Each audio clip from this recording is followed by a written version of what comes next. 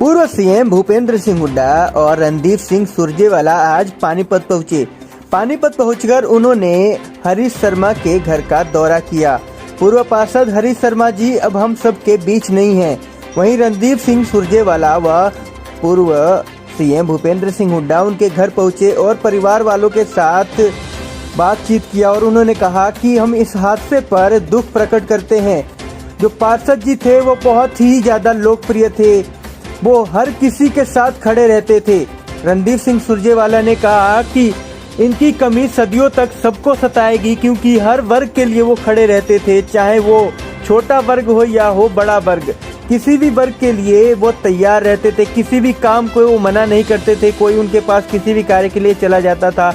जैसा कि आप सब जानते हैं कि दिवाली से ही लगातार ये गर्मा गर्मी का माहौल पूरे शहर में बना हुआ था। पटाखे बेचने को लेकर ये पूरा मामला शुरू हुआ था और उसके बाद से ही पूरे शहर का माहौल जो था वो काफी ज्यादा गर्म था। हर तरफ यही चर्चा था कि आखिर अब क्या होगा। और अगले दिन जो पूर्व पार्षद हरीश शर्मा जी हैं वो मासाखोरों के समर्थन में भी गए थे। वहां भी उन्होंने कहा था कि मैं डटूंगा, मैं लड़ूंगा, लेकिन किसी को ये उम्मीद नहीं थी कि हमारे सबके प्यारे पार्षद जी थे वो ऐसा कदम उठा लेंगे। आखिर किसका दबाव उनके ऊपर था कि वो बेबस और लाचार हो गए और नहर में जाकर कूद गए।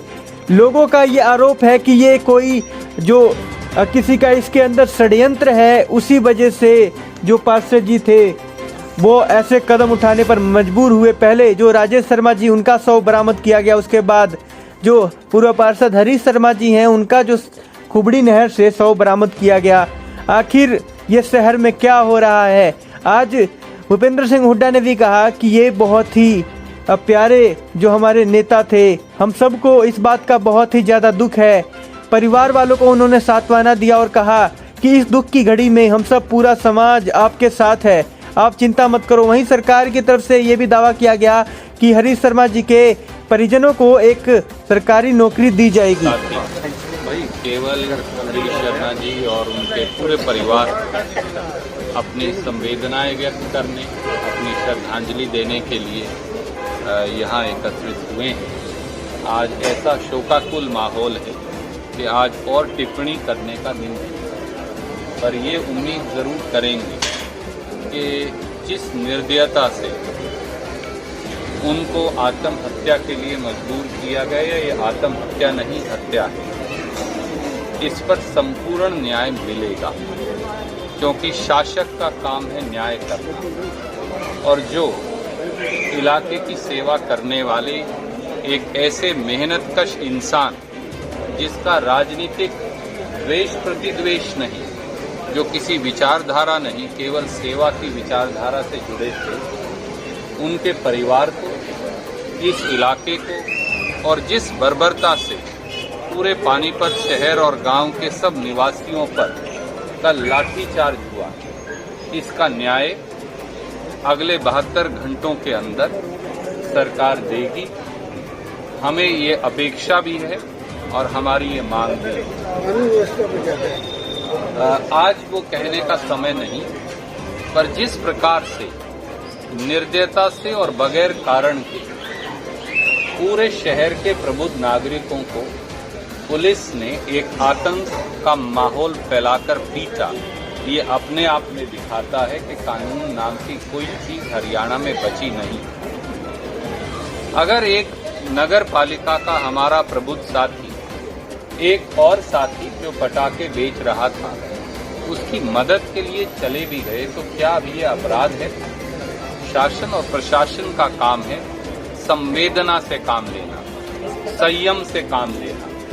उनके ऊपर और हमारी बेटी के ऊपर मुकदमे दर्ज कर उन्हें हत्या और आत्महत्या के लिए बाध्य करना नहीं। हो सकता है कि शायद अब ही हमारे इस परम मित्र की इस शोकाकुल मृत्यु के बाद सत्ता के अहंकार में, सत्ता की अट्टालिकाओं पर बैठे हुए अहंकारी शासकों को कुछ सद्बुद्धि ईश्वर दे।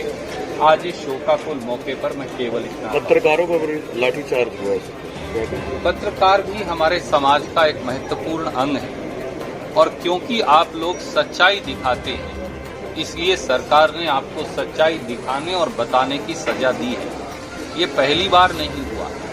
एक बच्चे की 2 बच्चों को जब इसी प्रकार से उनके साथ वाकया हुआ था, तब भी पानीपत में यही इसी पुल के नीचे इसी प्रकार से भयंकर लाठीचार्ज हुआ था और पत्रकार मित्रों को तब भी चोटें आई। लगता है कि कलम के सिपाहियों पर और प्रजातंत्र के सिपाहियों पर हर रोज हमला करना अब इस सरकार की और परिवार हुआ एक उचित कार्रवाई तो होनी चाहिए जो भी दोषी अंकित था, और इस परिवार को भी बच्चों को कहीं भी नौकरी देनी चाहिए ताकि अपना कमा सके।